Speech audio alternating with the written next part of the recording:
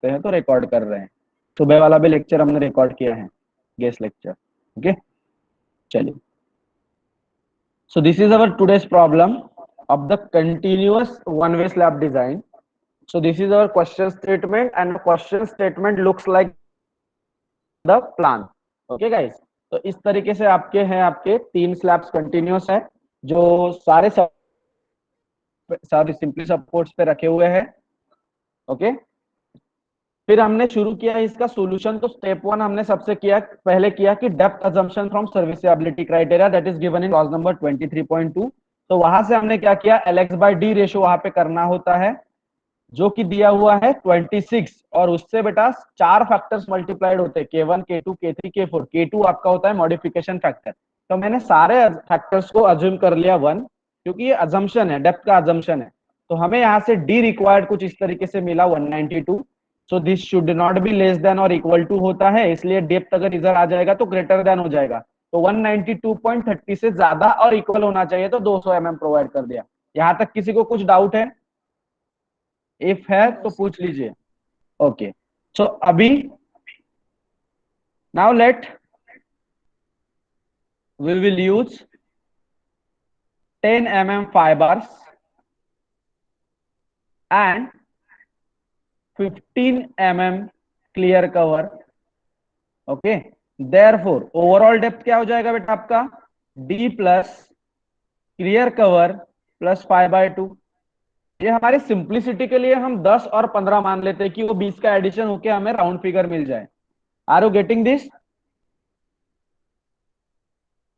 तो ये आपने अज्यूम किया है बेटा 200, उसमें आप ऐड करेंगे 15 प्लस 5, तो ये हो जाएगा आपका 220 mm। अभी ये स्पैन हमने ऐसे लिए कि हर बार आपका आंसर 200 आ रहा है, पिछले वाले दोनों केस में भी 200 आ रहा था, इसमें भी, लेकिन आपका आंसर अलग भी आ सकता है स्पैन के अकॉर्डिंग। ओके, समझ रहे हो बात को? तो ऐसे फिक्स मत कर लेना दिमाग में कि हर स्लैब का डेप्थ 200 ही होता है सेफ, वो ज्यादा हो जाता है, रिक्वायर्ड बहुत कम होता है स्लैब में। पहला स्टेप क्लियर हुआ सबको? First step is clear to everyone? चलो बेटा, सेकेंड स्टेप में क्या करते हैं, इफेक्टिव स्पैन, बराबर है? इफेक्टिव स्पैन करते हैं कि नहीं, बताओ। हाँ, सो इफेक्टिव स्पैन दिया कहां पे फिर आपको,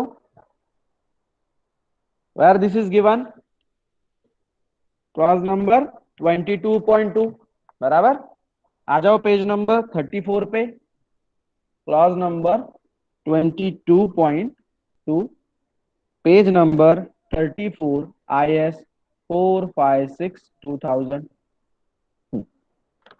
अभी इस क्लॉज को हमने सिंपली सपोर्टेड और कैंटिलीवर के लिए पढ़ लिया है बेटा, बराबर है कि नहीं? प्रॉब्लम के थ्रू हम लोग क्लॉजेस पढ़ रहे हैं।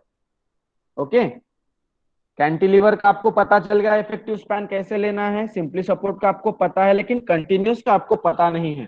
तो उसके लिए आपको क्या करना पड़ेगा बेटा, इसमें बी पार्ट देखना पड़ेगा फॉर कंटिन्यूस बीम और स्लैब। दोनों के लिए सेम काम चलता है दोस्तों। तो इसमें सबसे पहले आपको जो चीज चेक करनी होती है, वो आपको चेक करनी होती है BS का चेक, मतलब विड्थ ऑफ सपोर्ट। तो आपको विड्थ ऑफ सपोर्ट कितना दिया है अभी फिलहाल इस क्वेश्चन में, 230 mm, करेक्ट? हाँ, तो बेटा आपको BS के लिए यहाँ पे चेक देना होता है कि लाइन पढ़ो उधर, उस क्लॉज में लाइन पढ़ो, पेज नंबर 35 है आपका। ओके, ये पेज नंबर 35 पे है, उसे ध्यान से पढ़ो। Continuous beam, in the case of continuous beam और slab, if the width of support is less than 1/12 of clear span, मतलब when BS is less than 1/12 of clear span. तो देख लो ये कंडीशन सेटिस्फाई हो रही है या नहीं। 230 1/12 ऑफ 5000 से लेस है या ग्रेटर है, बता दो। अगर ये कंडीशन सेटिस्फाई हो गई बेटा, तो आप लोग इफेक्टिव स्पैन कैसे कैलकुलेट करोगे, like one way, like simply supported slab, like simply supported slab. तो सिंपली सपोर्टेड स्लैब में कैसे दिया हुआ था, L clear plus effective depth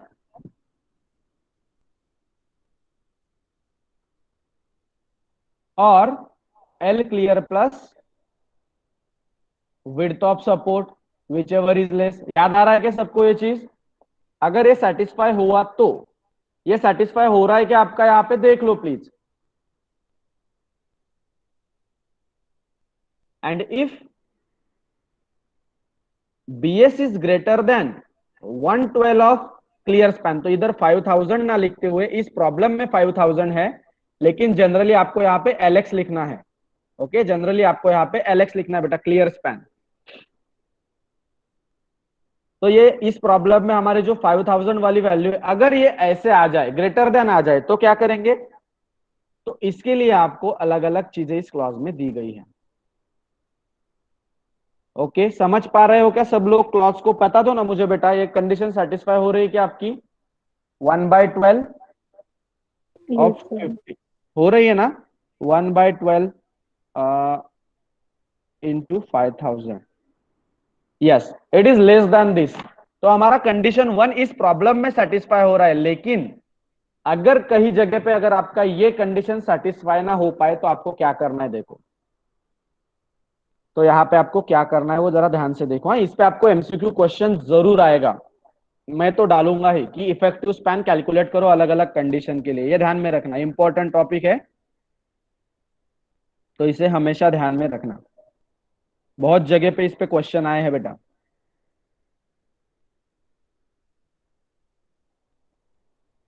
so just wait a minute. हाँ चलो, तो इसमें बेटा इन्होंने बताया गया जो कंडीशन है, तो इन्होंने क्या क्या किया है देखो। अगर आप क्लॉज ध्यान से पढ़ रहे होंगे, वहां पे तो नीचे 1 2 3 ऐसे करके लिखा है, लिखा है कि नहीं बताओ? अगर कोई क्लॉज पढ़ रहा होगा तो उसको समझ में आ जाएगा। तो उन्होंने जो कंडीशन दी है ना, वो मैं भी आपको ड्रॉ करके यहाँ पे बताता हूँ।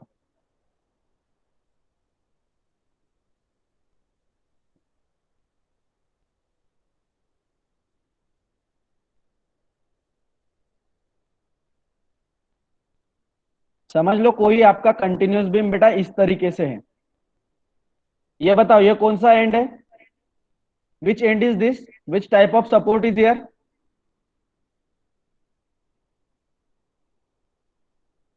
Fixed support. फिक्स है और एंड सपोर्ट है, बराबर बेटा? ये इंटरमीडिएट है और कंटिन्यूअस है। बोल पाऊंगा कि नहीं इसको मैं कंटिन्यूअस, क्योंकि इसके आगे बेटा मेरा स्लैब है। समझ पा रहे हो क्या चीज को?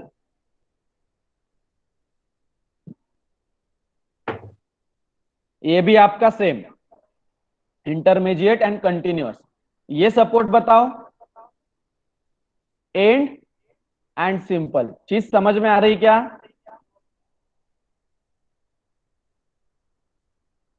Yes sir.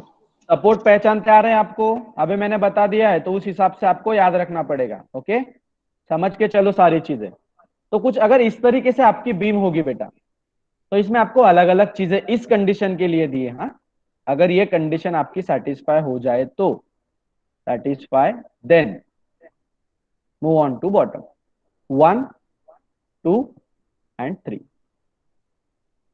तो इसमें का जो 1 है बेटा, वो क्या कहता है देखो तो, वो क्या कहता है देखो तो, if one end is fixed and other end is continuous for the end span with one end, मतलब end span के लिए, तो आपको कौन सा स्पैन देखना है बेटा? अगर मैंने स्पैन को S1 बोल दिया, इसको मैंने S2 बोल दिया, और इसको मैंने S3 बोल दिया, तो कितने एंड स्पैन है इस टोटल बीम में आप बताओ? How many end spans are there?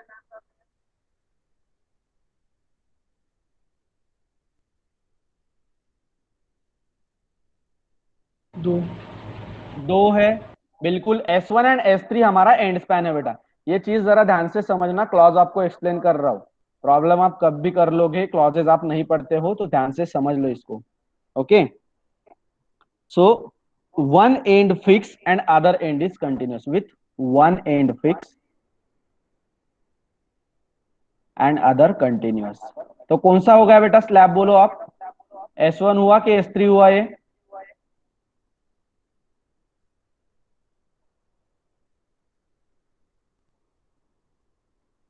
S1. Diagram में देख के बताओ, S1 हुआ ना? हाँ, so in this diagram this is S1। तो इसके लिए क्लियर स्पैन आप सॉरी इफेक्टिव स्पैन आपको कैसे लेना है, ध्यान से पढ़ो वहां पे। तो L E for such span shall be L not, मतलब क्या बेटा, clear span between support, clear span between support. तो अगर आपको ये क्लियर स्पैन दे दिया जाए यहां से L1, तो इस केस में आपका L इफेक्टिव क्या होगा बेटा, L1 होगा। ये बात क्लियर है क्या सबको, बताओ। This is your width of support, this is your width of support, this is your width of support. ये बात क्लियर हुई क्या, पहली बता दो सबको।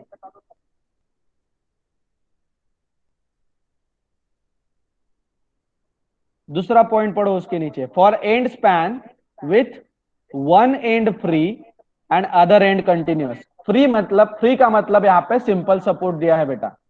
ओके, तो इसे आप कैसे लिखेंगे, for one and continuous and other and is discontinuous, for one and continuous and other and discontinuous.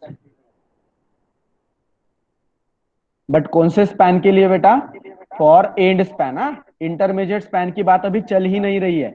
And span में ही आपको दो कंडीशन आ सकते हैं कि आइदर किसी एंड स्पैन का एक एंड फिक्स हो, दूसरा कंटिन्यूअस हो, या फिर किसी एंड स्पैन का एक एंड सिंपल सपोर्ट हो और अदर कंटिन्यूअस हो। आ सकता है कि नहीं, ऐसा कंडीशन बता दीजिए। तो अगर आपको ये क्लियर स्पैन का लेंथ L2 दिया है और ये आपको अगर L3 दिया है, तो तीनों केस में आपको क्या करना है, मतलब यहाँ पे आपका कौन सा स्लैब देख रहे हैं बेटा आप इस केस के लिए, इधर से S3 आप सब लोग देख रहे हो। तो इस केस में आपको क्या करना है, ध्यान से देखो। For one and continuous other and discontinuous मतलब फ्री वाला, तो उसमें आपको करना है बेटा L इफेक्टिव, वो क्लॉज ध्यान से पढ़ो, second case, shall be minimum of L clear मतलब वहां का L3 प्लस BS/2 और clear span plus effective depth by 2, minimum of this two. ये आपको वहां से इफेक्टिव स्पैन लेना है। क्लॉज पढ़ के समझ रहा है क्या आपको, प्लीज देख लो।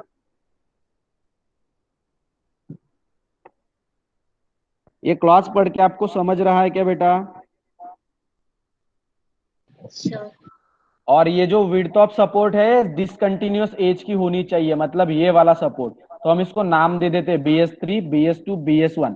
तो ये BS3/2 होना चाहिए, इतना ध्यान में रखना, अंदर वाला नहीं, कंटिन्यूअस एंड का सपोर्ट विड्थ नहीं, आपके सिंपल सपोर्ट का विड्थ बाय 2। ओके, ये क्लॉज में दिया हुआ सारी चीजें।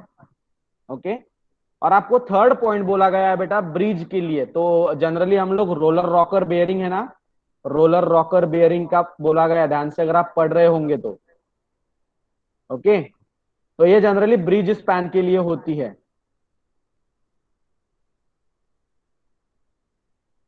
अभी इसका आपको कुछ ज्यादा जरूरत नहीं है, और अगर होगा भी तो, अगर बेटा कोई स्पैन समझो आपके रोलर रॉकर बेयरिंग पे रख दिया जाए, इस तरीके से आपकी रोलर रॉकर बेयरिंग बताई जाती है, समझ लो ये आपका स्पैन है और ये इस तरीके से वो रोलर रॉकर बेयरिंग क्यों प्रोवाइड की जाती है, सबसे पहले ये बात बताओ।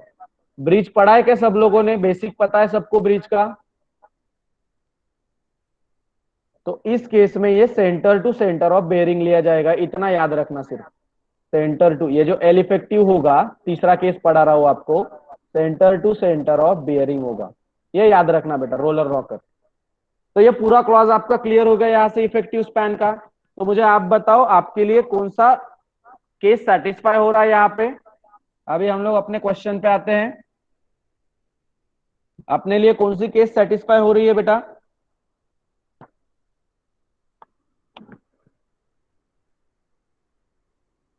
कौन सी केस सेटिस्फाई हो रही है अपने लिए, बताओ। Sir first case. Case 1 satisfy हमारे लिए हो रही है, बराबर है। तो यहां पे लिखो, since case 1 is getting satisfied here, getting satisfied, that is BS is less than 1/12 of LX. Therefore, effective span for all three, हाँ फॉर ऑल थ्री, इसमें कुछ भी कैटेगरी नहीं है, अभी ये सबके लिए। तो LEX shell be minimum of, simply support में क्या लेते थे हम लोग, बताओ, LX प्लस डी और LX प्लस BS/2 में से मिनिमम। तो निकालो बेटा दोनों केस, दोनों की वैल्यू निकालो। 5000 प्लस 200 एंड 5000 प्लस 230/2। अरे नहीं नहीं नहीं, पूरा का पूरा वेट लगता है ना इसमें, BS/2 करते हैं, बाय 2 नहीं आएगा। हाँ बताओ फिर दोनों में से मिनिमम वैल्यू कौन सी आई? 5200 mm एंड 5230 mm। कौन सा मिनिमम है बेटा? Therefore adopt L effective in X direction as 5200 mm। ये चीज क्लियर सबको? ये चीज क्लियर हुई सबको? बताते चलो। Yes, sir. चलो इफेक्टिव स्पैन मिलने के बाद क्या करते हैं? Step 3,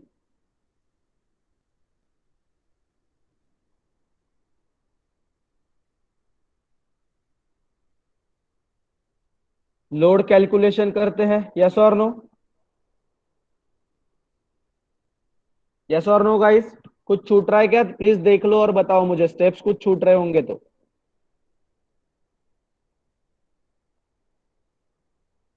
is it okay? हाँ अभी इसमें बेटा आप सब लोग एक नोट लिखेंगे बढ़िया तरीके से, कंटिन्यूअस स्लैब के और कंटिन्यूअस बीम जो कुछ भी आप डिजाइन करोगे उसमें आप बढ़िया तरीके से नोट लिखेंगे। In case of continuous slab और beam, calculate dead load and live load separately. ये बात आप याद रखेंगे। क्यों, किस लिए, ये आगे पता चलेगा। ये चीज क्लियर हुई सबको? ये चीज सबको क्लियर हुई क्या, बता दो। तो बेटा सबसे पहले आप कैलकुलेट करेंगे यहां पे लाइव लोड।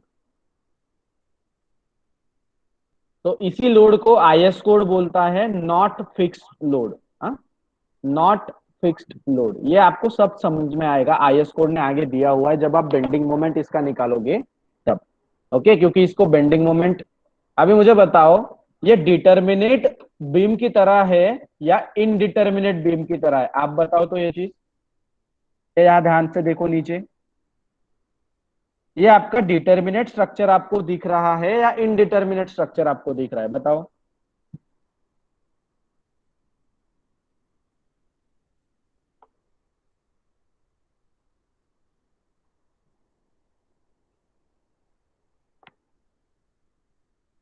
कोई कुछ बोलेगा?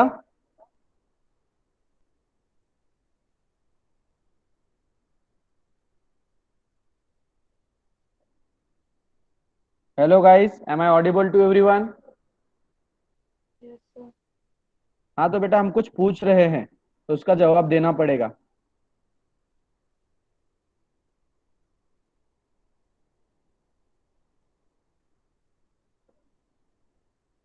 ये जो आपको नीचे दिख रहा है बेटा क्रॉस सेक्शन में हमने जो ये स्लैब ड्रॉ किया हुआ है आपके लिए, तो ये डिटर्मिनेट कहा जाएगा या इनडिटर्मिनेट कहा जाएगा?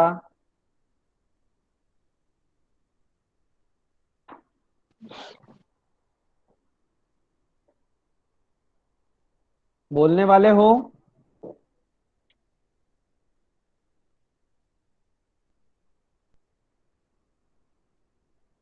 कोई बोलेगा आप में से? हेलो, आवाज नहीं आ रही है बेटा, कौन आंसर देने की कोशिश कर रहा है? माइक जरा पास में लेके बोलिए। बाकी लोग क्या कर रहे हैं 26-27 लोगों में से? आपको नहीं देना है क्या बेटा आंसर?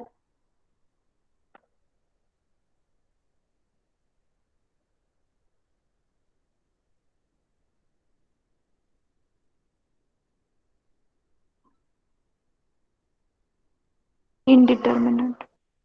इनडिटर्मिनेट है। Thank you for giving answer. बाकी लोग क्या कर रहे हैं एक बार बता दीजिए। सुन रहे हो क्या बेटा? सिर्फ प्रवचन में आए होंगे तो सुन लो, जाने दो। कुछ आप पे मतलब आपके साथ ज्यादा बातचीत करके ही फायदा नहीं है, मेरा टाइम वेस्ट करना हो जाएगा। तो चलो, तो ये होता है बेटा इनडिटर्मिनेट बीम। कंटिन्यूअस बीम की तरह हम इसे ट्रीट करने वाले हैं। तो कंटिन्यूअस स्ट्रक्चर हमेशा आपके इनडिटर्मिनेट होते हैं, तो इनको आसानी से एनालाइज करते नहीं आता है। तो उसमें आपको अलग अलग मेथड्स है जो हमने आपको पढ़ाए थे पिछले सेमेस्टर में, वो आपको देखने पड़ेंगे मैकेनिक्स ऑफ मटेरियल के थ्रू। तो ये जो होता है बेटा लाइव लोड, तो इसको आपको अलग से कैलकुलेट करना होता है। तो आपको लाइव लोड गिवन कितना है? गिवन आपको कितना दिया हुआ है? 5 kilo newton per metre square. तो इसको अगर आपको यूडीएल में कन्वर्ट करना है तो इसको आप क्या करते हो बेटा? यूनिट विड्थ से मल्टीप्लाई कर देते हो। तो ये आपका बन जाता है working live load. Okay, that is WL, working live load. तो ये आपका हो जाएगा W kilo newton per metre. Now to convert this into the ultimate working live load, sorry ultimate live load, what you have to do?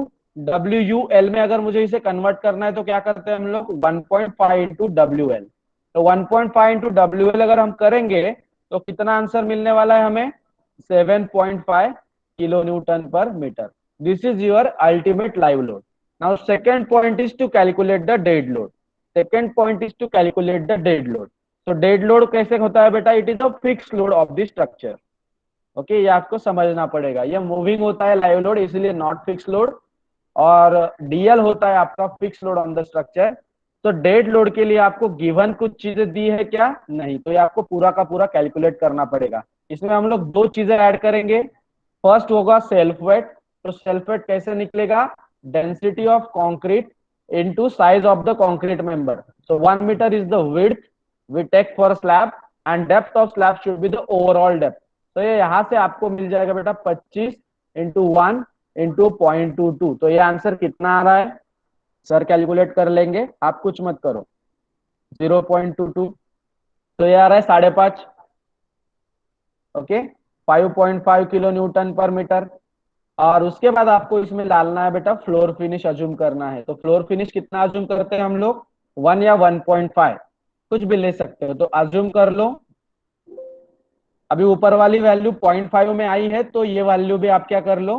0.5 में ही assume कर लो, चलेगा? तो assume 1.5 as a floor finish load. Assume 1.5 kilo newton per metre. तो इसको assume करने के बाद टोटल डेड लोड कितना बना आपका? 5.5 और 1.5 कितना होता है ये?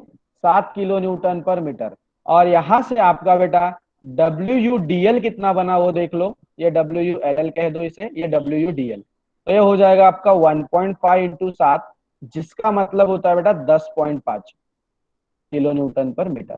ये चीज सबको क्लियर हुई क्या? ये चीज सबको क्लियर हुई? यस और नो? Yes, sir. ओके बेटा, लोड के बाद क्या करते हैं? What is the next procedure? Next step क्या होता है? बैक चेक अरे पहले bending moment shear force define करना पड़ेगा ना। किया क्या आपने कैलकुलेट? फ्लेक्चर में क्या डालोगे? Sir. To calculate BM and SF। तो अगर आपने आपका सिलेबस ध्यान से पढ़ा होगा तो कंटिन्यूअस बीम का बेटा जो आपको डिजाइन बोला गया है वो बोला गया है by IS code coefficient method. By IS code coefficient method. तो ये है क्या चीज बेसिकली? तो आपको अगर किसी कंटिन्यूअस बीम को अगर आपको बेटा एनालाइज करना है, ये याद आ रहा है क्या किसी को? तो हम इसमें बहुत सारे मेथड्स यूज करते थे। यस और no? Stiffness matrix method, flexibility matrix method, और क्या क्या सीखा हमने? मोमेंट डिस्ट्रीब्यूशन आपने नहीं सीखा है, लेकिन this is the versatile method to calculate the bending moment at various location in the continuous beam. आपने क्या क्या पढ़ा? स्लोप डिफ्लेक्शन मेथड पढ़ा के नहीं? प्लीज बताओ, मैंने ही पढ़ा है, नहीं नहीं बोल सकते हो आप मेरे सामने। Yes, slope Yes. डिफ्लेक्शन पढ़ा हमने। ओके, और कौन सी बहुत सी मेथड पढ़ी हमने। यस और नो गाइस? तो बेटा ये सारी मेथड का अगर आप एनालिसिस करने बैठोगे अभी फिलहाल में, तो हमारा डिजाइन एस्पेक्ट बाजू में रह जाएगा कि नहीं। सबसे पहले आपको ये चीजें फिर से रिकॉल करनी पड़ेगी। तो आईएस कोड ने क्या किया है, आपका काम बहुत आसान कर दिया है। उन्होंने आपको है ना जो कुछ स्पैन पे और सपोर्ट पे मोमेंट आते हैं उनके डायरेक्टली कोएफिशिएंट ही दे दिए हैं, उनके डायरेक्टली कोएफिशिएंट ही दे दिए हैं। तो वो किस तरीके से दिए हैं यहाँ पे आप लोग मेरे साथ देखेंगे चीजों को। ओके, तो सबसे पहले हम कैलकुलेट करने की बात करेंगे बेटा किसको, तो कैलकुलेट करेंगे सबसे पहले हम आपके बेंडिंग मोमेंट को। सबसे पहले हम क्या कैलकुलेट करेंगे, to calculate bending moment. Sir, हाँ बोला। जैसे लोड 14.5 है ना, कोणता sir back page dead load किती येतोय, जैसे WDL ऍडिशन तुझा केले ना आवाज नाही येतो बेटा तो क्लिअर। सर कोणाची तुझी ऍडिशन केली तू, 5.5 आणि 1.5 का? सर 7.5 5.5 आणि 1.5 ना. अरे बेटा ते सगळं नाही करायचं ना, ही नोट का लिहायला लावली मग मी, म्हणजे तुझं इकडे लक्ष नव्हतं। आपल्याला कंटिन्युअस बीम मध्ये लाईव्ह लोड वेगळा आणि डेड लोड वेगळा कॅल्क्युलेट करायचा आहे। क्लिअर आहे ही गोष्ट? हो सर. हे समजलं का तुला, ते सांग आता आधी। हो सर. म्हणून आपण लाईव्ह लोडचं कॅल्क्युलेशन वेगळं केलं आणि डेड लोडचं वेगळं केलं। आतापर्यंत आपण एकत्रच तर करत होतो ना, हो. बरोबर। सो कंटिन्युअस मध्ये लक्षात ठेवायचं, आपल्याला हे दोघं लोड सेपरेट कॅल्क्युलेट करायचे, दोघं अल्टिमेट लोड सेपरेट कॅल्क्युलेट करायचे का, ते आता तुम्हाला समजेलच बेंडिंग मोमेंट मध्ये। Okay, so to calculate bending moment, so bending moment calculate करण्यासाठी तुम्हाला यायचंय बेटा पेज नंबर 36 वर। सगळ्यांना इथे आयएस कोड बघावा लागेल, सगळ्यांना इथे आयएस कोड बघावा लागेल। जर सगळ्यांना पॉसिबल नसेल तर मला सांगा, मी तुम्हाला स्क्रीनवरच दाखवतो काय करायचं, तुम्ही सांगा। पेज नंबर 36 क्लॉज नंबर और clause instead table number 2 which is given to you for bending moment coefficient। सबने देखा क्या इसे ध्यान से? टेबल 12 पेज नंबर 36, सब लोग आ गए हो क्या इस क्लॉज पे, या should I show this? Page number 36 table 12 IS 456 2000।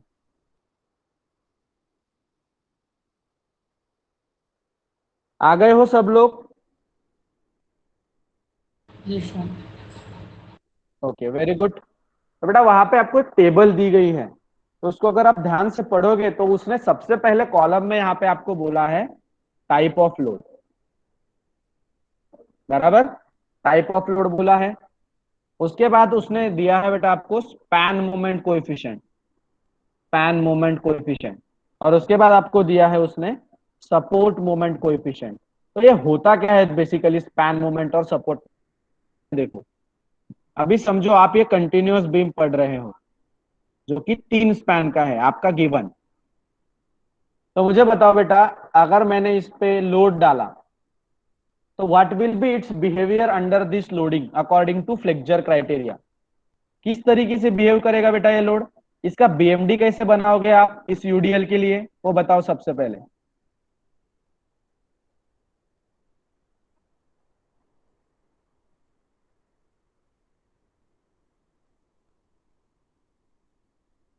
इस तरीके से बनेगा कि नहीं आप बताओ। सब उल्टा रहेगा ना, क्या बोलते हैं? मतलब नीचे से रहेगा ना। ओके, ये है जो रेड कलर में मैंने ड्रॉ किया है BMD. I am assuming above side as positive and below side as negative. किसी को कुछ डाउट?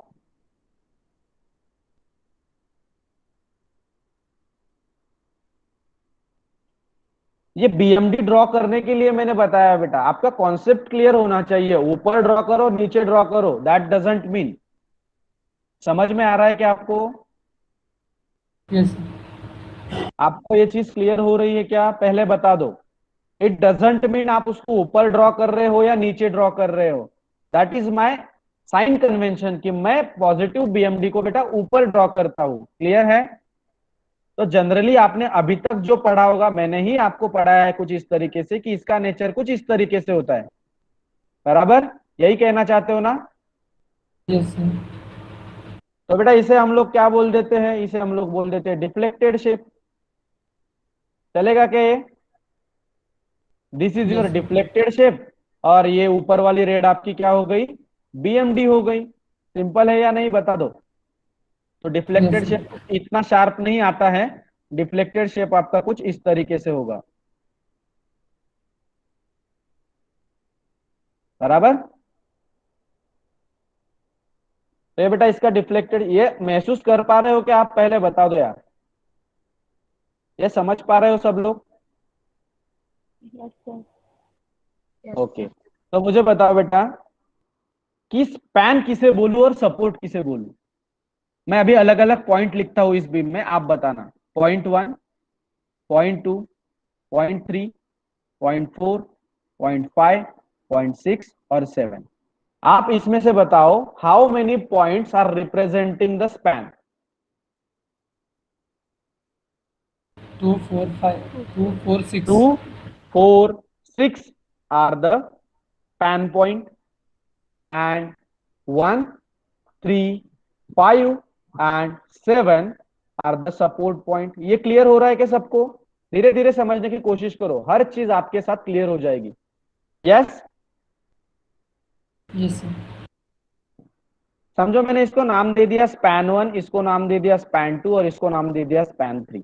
अभी इसमें मुझे बताओ which of these are end spans. 1 7। S1 and S3 मतलब point 2 and point 6 are the end span. Clear है ये चीज? ये चीज समझ में आई क्या सबको? And which is intermediate span और the span next to end span. वहां पे सारी चीजें ये लिखी है, तो उसको मैं आपको पहले रिकैप करवा रहा हूं ताकि हम आईएस कोड जल्दी से पढ़ सके। विच is intermediate span? S2 is intermediate span sorry, and 4 is the point of intermediate span। समझ में आ रहा है बेटा? इंटरमीडिएट बोलो उसको, या फिर the span which is next to end span बोल सकते हो कि नहीं? आप बताओ ये चीजें। एंड स्पैन के आगे वाला स्पैन, एंड स्पैन के आगे वाला स्पैन, वही तो हमारा इंटरमीडिएट स्पैन है ना बेटा। समझ पा रहे हो क्या इस चीजों को? बता दो।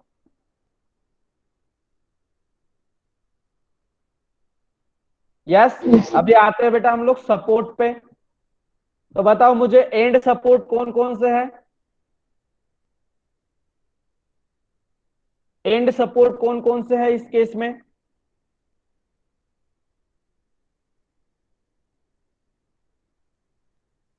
वन 7। तो यहां पे आपको एंड सपोर्ट से बेटा 1 एंड 7, 1 एंड 7। हाँ, इंटरमीडिएट सपोर्ट कौन कौन से होंगे? 3, 5. 3 एंड 5। क्लियर हो गया बेटा अभी चीज? बता दो। और सब लोग इस बात से सहमत है ना कि कंटिन्यूअस बीम में या फिर कंटिन्यूअस स्लैब में स्पैन पे भी बेंडिंग मोमेंट आएगा और सपोर्ट पे भी बेंडिंग मोमेंट आएगा? इस बात से सब लोग सहमत है बेटा?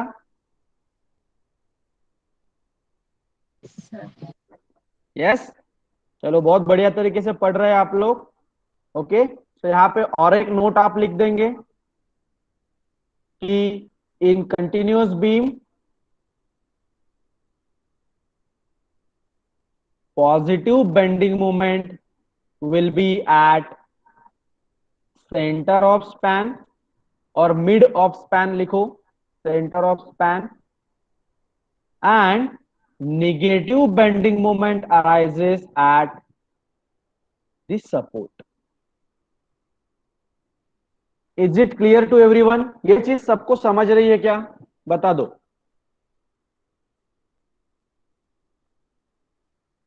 ये बात क्लियर है ना बेटा आपको? देखो यहीं पे दिख रहा है सब कुछ, यहीं पे आपको सब कुछ दिख रहा है, ध्यान से अगर आप देख पा रहे होंगे तो। हाइलाइटर ले लेते हैं सर आपके लिए, और आपको बढ़िया तरीके से बताते हैं फिर क्या चल रहा है यहाँ पे। तो ओके, तो इसे मैं बोल रहा हूं बेटा निगेटिव मोमेंट वाला जोन, रेड कलर का। सपोर्ट पे आ रहा है ना ये मोमेंट इतना, समझ रहे हो क्या? Yes, sir. ओके,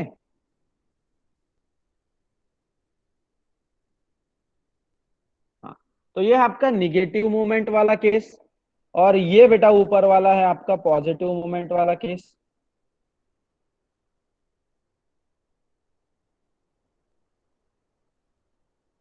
ये है आपका पॉजिटिव मोमेंट वाला केस। तो आपको सीधे सीधे आंखों से ही दिख रहा होगा कि आपको पॉजिटिव मोमेंट कहाँ देखने को मिल रहा है, स्पैन पे या सपोर्ट पे? Span. span. स्पैन पे। अरे बाप रे, सपोर्ट नहीं हो मैडम, स्पैन पे बेटा। पॉजिटिव बेंडिंग मोमेंट आपको कहा, green colour is the positive colour, बराबर? यही किया था ना हमने पिछले बार भी। ये पॉजिटिव बेंडिंग मोमेंट, ये आपका निगेटिव बेंडिंग मोमेंट, ये पॉजिटिव बेंडिंग मोमेंट, ये आपका निगेटिव बेंडिंग मोमेंट, ये पॉजिटिव बेंडिंग मोमेंट। ये क्लियर है क्या बेटा? बात पहले बता दो, ये बात सबको क्लियर है? Yes, sir. Okay, very good. तो अगर आपने अभी, आप क्या करो, अभी सीधा टेबल 12 पे आ जाओ, टेबल नंबर 12 पे आ जाओ, और वहां पे ध्यान से पढ़ो। स्पैन मूवमेंट्स आपको पॉजिटिव दिए होंगे और सपोर्ट मूवमेंट आपको निगेटिव दिए होंगे, कोएफिशिएंट दिख रहा है क्या? Yes, sir. तो क्यों दिया है समझ में आ गया पहले? ये चीज क्लियर हो गई, Yes, sir. क्यों दिया है पॉजिटिव और निगेटिव? इसमें किसी को भी डाउट है? अभी आप स्पैन और सपोर्ट को पहचानना सीखो, कौन सा स्पैन क्या होता है और कौन सा क्या होता है। तो सबसे पहले आप मुझे बताओ, इन सब कोएफिशिएंट में से सबसे बड़े कोएफिशिएंट किस पर्टिकुलर स्पैन और सपोर्ट के लिए दिए गए बेटा? अगर मैं स्पैन मूवमेंट की बात करूं, तो near middle of and span and at the middle of interior span, ये जो दिया है आपको दो केसेस, बराबर है? समझ रहे हैं ना सब लोग? ये देखो, स्पैन Yes. मूवमेंट में आपको दो चीजें दी है बेटा यहाँ पे। नियर, नियर मतलब eight middle of and span and eight middle of intermediate span. Okay, तो पहले स्पैन की बात कर लेते हैं। Okay, so this is your table given to you.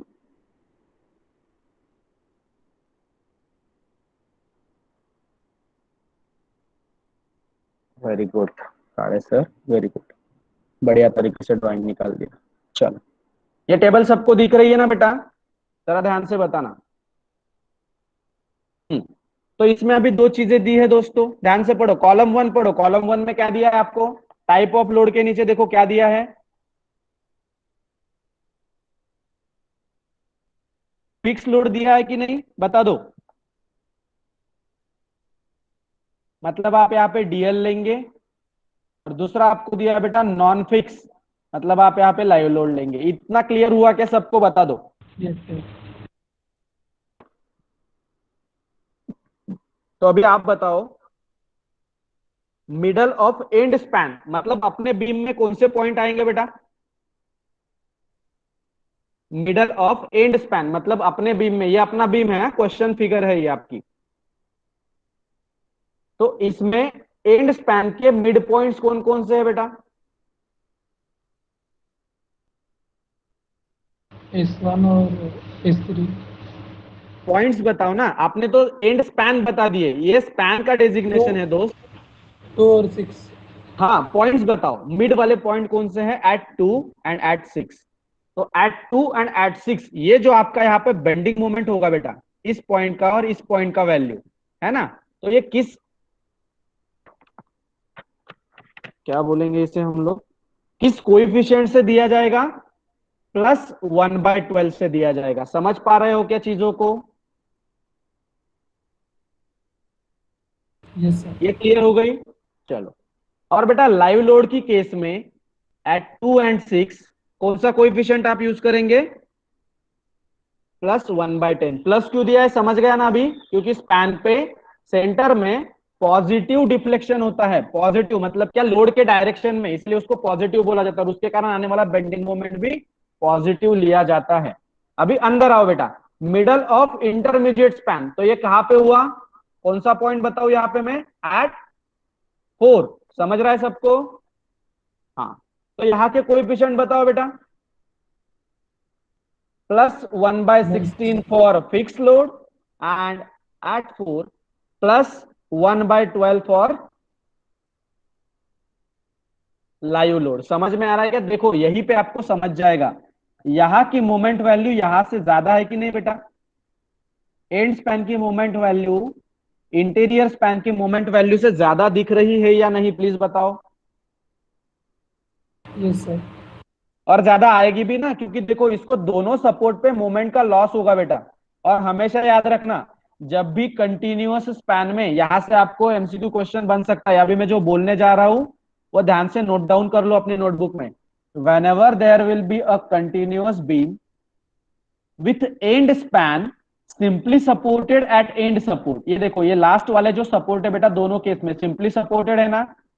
देख लो ध्यान से। Yes, sir.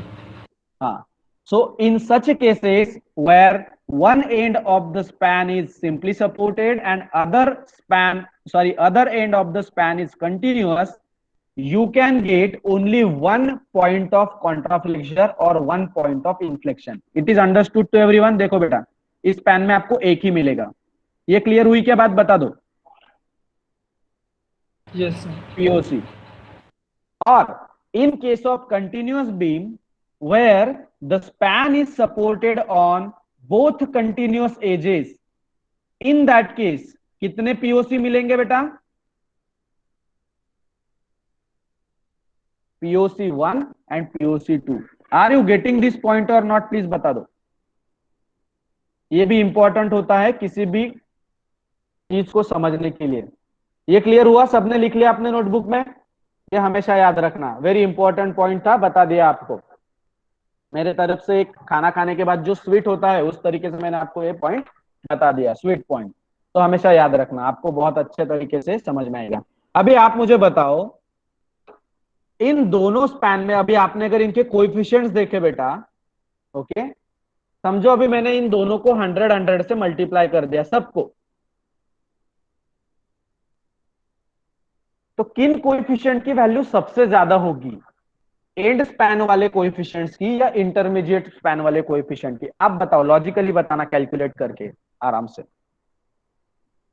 तो यहां से आप बता सकते हो कि विच स्पैन इज क्रिटिकल और significant in case of continuous slab और beam to be design well and with the proper care then the other. आप बताइए कौन से मोमेंट कोएफिशिएंट बड़े हैं बेटा? 1/12 1/10 बड़े हैं या 1/16 1/12 बड़ा है? बताओ। 1/10 और 1/2. हाँ, कभी भी ध्यान में रखना, जब डिनोमिनेटर में बड़ी वैल्यू हो तो उसका रेशो हमेशा कम आता है। तो यहाँ पे 16 और 12 है ना बेटा डिनोमिनेटर में, तो इनका वैल्यू कम होगा compare to 10 and 12। Are you getting this point? यहां से भी समझ सकते हो आप किस स्पैन पे ज्यादा बेंडिंग मोमेंट आ रही है। आप बताओ, एंड स्पैन पे या इंटरमीडिएट स्पैन पे? डायग्राम से बताओ। एंड स्पैन पे। तो end span is always significant in case of continuous beam for the span moment. अभी सपोर्ट मोमेंट समझ लो, then we will stop here. Shear force हम कल समझेंगे। ओके, चलो सपोर्ट मोमेंट पे आ जाओ बेटा। तो सपोर्ट मोमेंट पे आपको और दो कंडीशन दिए हैं। क्या क्या दिया है देखो, ध्यान से पढ़ो। At support next to the end support, next to the end support, and दूसरा केस क्या दिया है? At other interior support, at other interior support. ये समझ में आ रहा है ना सबको? प्लीज बताते चलो।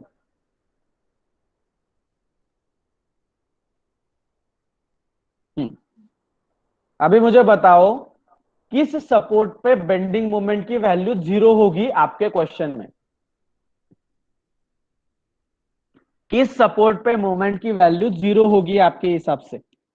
एंड एंड वाले, मतलब 1 एंड 7। इसलिए बेटा यहां पे उस एंड सपोर्ट का जिक्र ही नहीं किया गया है। Are you getting this point?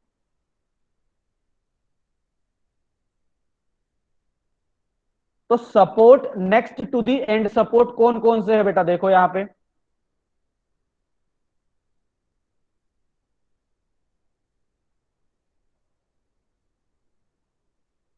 And support के आगे वाले सपोर्ट, तो 3 एंड 5 बराबर है कि नहीं? Yes sir. बराबर है कि नहीं? उसके अलावा सपोर्ट के पास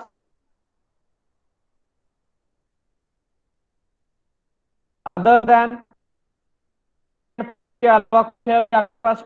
सर वॉइस ब्रेक हो रही है। वॉइस क्लियर नहीं हुई। हेलो, अभी क्लियर? ब्रेक हो रही है सर। 2 मिनट रुको, कर 2 मिनट रुको।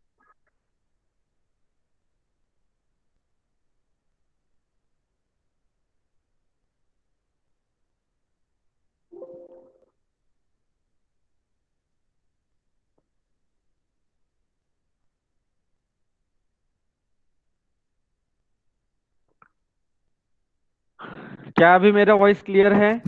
Yes sir.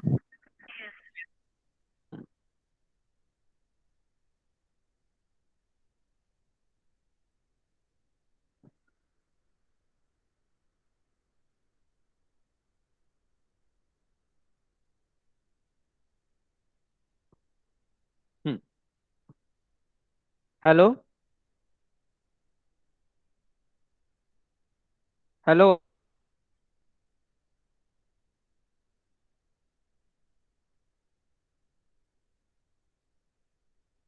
सर मैं आवाज नहीं। चलिए, am I audible to you now? Yes sir. भी सारी चीजें क्लियर है? Very good. हाँ, स्क्रीन विजिबल है सबको? स्क्रीन यस विजिबल है सर। बेटा? Okay, very good. चलो, हाँ, तो हम थे इधर सपोर्ट मूवमेंट के केस में। अभी देखो बेटा, आपका क्वेश्चन ही 3 स्पैन का है, इसीलिए आपके पास अदर देन 3 एंड 5 एक भी सपोर्ट नहीं है। लेकिन अगर आपका ये जो स्पैन है 5 स्पैन का होता, 6 स्पैन का होता, तो आपके पास इंटीरियर सपोर्ट्स भी आते। Are you getting my point? Okay, तो इस केस में आपको क्या करना है बेटा? इस केस में आपको लिखने हैं ये कोएफिशिएंट कुछ इस तरीके से, वहां पे जैसे दिए हैं वही। तो at support next to end support क्या दिया है? -1/10 एंड -1/9। और इधर आपको दिया है -1/12 एंड -1/9। अभी इसमें बताओ कौन सा सपोर्ट ज्यादा क्रिटिकल होगा बेटा? जैसे आपने मुझे स्पैन बताया कि एंड स्पैन सबसे क्रिटिकल होगा सर, उसमें सबसे बड़े बेंडिंग मोमेंट आएंगे अकॉर्डिंग टू दिस कोएफिशिएंट। वैसे सपोर्ट में बताओ कौन सा सपोर्ट क्रिटिकल होगा बेटा?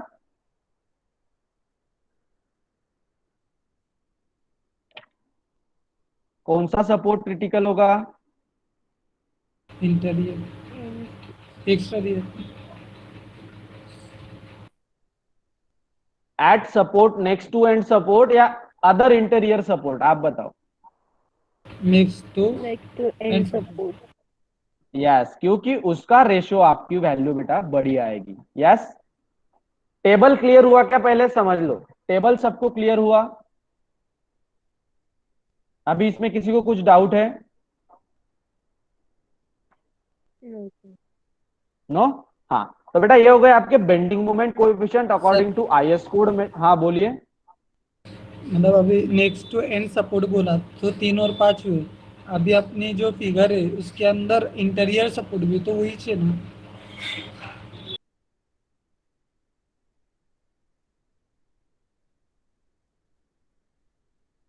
तो क्या बात को एंड सपोर्ट के आगे वाले सपोर्ट है तो सबसे पहले तो वो नेक्स्ट टू एंड सपोर्ट बोले जाएंगे ना बेटा, समझ रहे हो क्या बात? Yes sir. हाँ, इसके अलावा अगर आपका किधर बीच में कोई आ जाता, okay, then you can call it as a intermediate support. Are you getting this?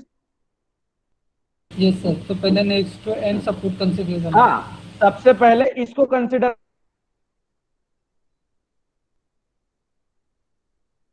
करना है आपको। वो इंटरमीडिएट सपोर्ट भी है, लेकिन बेटा उसमें भी सबसे पहले नेक्स्ट टू एंड सपोर्ट है जिनके साथ चलना पड़ेगा। Are you okay getting sir. This point?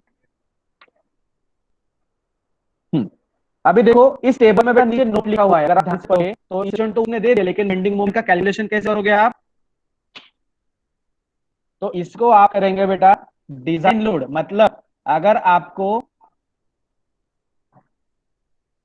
Bending moment निकालना है इस टेबल से, फ्रॉम टेबल 12, तो आप क्या करोगे बेटा, कोएफिशिएंट को आप क्या करेंगे, you will multiply by design load and effective span, and effective span. ये चीज क्लियर है क्या सबको? ओके, ये चीज सबको क्लियर है बेटा?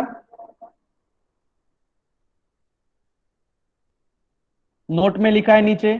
तो सबसे पहले मुझे ये चीज बता दो कि इफेक्टिव स्पैन का यहाँ पे स्क्वायर आएगा कि नहीं। सिंस आपके पूरे स्पैन पे यूडीएल है, तो जब भी आपका यूडीएल होता है तो आपका लेंथ का स्क्वायर होता है कि नहीं, ये चीज देख लो यहाँ पे। तो आपका जो आएगा बेटा यहाँ से फॉर्मूला वो होगा coefficient into W you, whether it is live और डेड हम कल देखेंगे इस बात को, और एलएक्स का स्क्वायर। ये बात सबको क्लियर है क्या, बता दो सबसे पहले। यहां तक चीजें क्लियर है? ओके, तो ये जो आपने टोटल डिजाइन लोड, मतलब इसको मैं कल एक्सप्लेन करता हूं आपको ये चीज कि स्क्वायर क्यों आ रहा है। ओके, चलिए मेरा 2 बजे का लेक्चर भी है दूसरा। So shall we end up this? Bending moment वाला पॉइंट समझ गया कि, लेकिन सबको बता दो बेटा, बहुत डिटेल एक्सप्लेनेशन हुआ है इसका। आई थिंक अभी आपको इसमें कुछ डाउट नहीं होना चाहिए। Okay, very good. चलिए, सो मिलते हैं हम नेक्स्ट लेक्चर में, तब बात करेंगे शेयर कोएफिशिएंट और एग्जैक्ट बेंडिंग मोमेंट डायग्राम की, कि कैसे बेंडिंग मोमेंट डायग्राम इसका बनेगा। ओके, चलिए, goodbye and take care.